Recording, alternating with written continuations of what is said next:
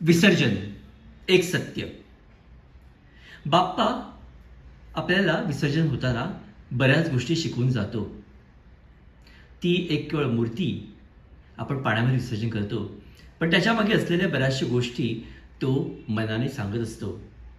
तो म्हणतो की मी मातीमधून आलेलो आहे आणि परत मातीमध्येच चाललो आहे. तळाशी जाताना अंगावर लाभलेली ही कौतुकाची निर्माल्य आता मी उतरवून ठेवतोय. अपेक्षांचा अभिमुक्का तरंगत ठेवतोय. पाण्यावर अलंकाराचं ओझं हलकं करतोय, कारण मला आता मोकळं व्हायचंय.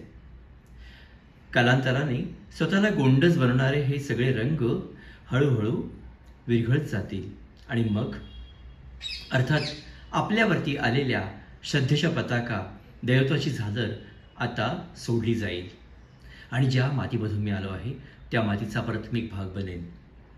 आणि म्हणूनच मी नेहमीच विनयशील आणि नम्र असेन, कारण मला कळलं असेल की माझी मातीच माझं सर्व काही आहे आणि तीच मला पुनश्च एकदा गोंडस रूप देणार आहे पुढच्या वर्षी परत येण्याकरता.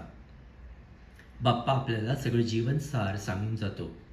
अर्थातच आपण ते कितपत घ्यायचे हे आपल्यावरती अवलंबून आहे.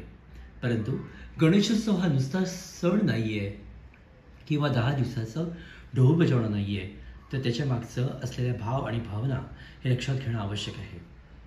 मातीमधला आपला जीव परत मातीमध्ये जातोय आणि अशा वेळेला उगीच खोडकरपणा करायचा नाही आहे, तर माणुसकीने जगणं आवश्यक आहे. आणि म्हणूनच कौतुक करा, लोकांचा आदर करा आणि स्वतःलाही आपण बऱ्यापैकी मान्यता द्या लोकांची जाण घेऊन, कारण शेवटी देह हा मातीतला आहे आणि परत मातीमध्ये चालला आहे बाप्पाच्या 10 दिवसाच्या उत्सवाप्रमाणेच.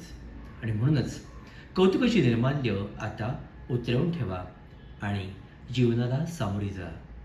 नमस्कार. द विनिंग टॉक्समध्ये विनय पोद्दार.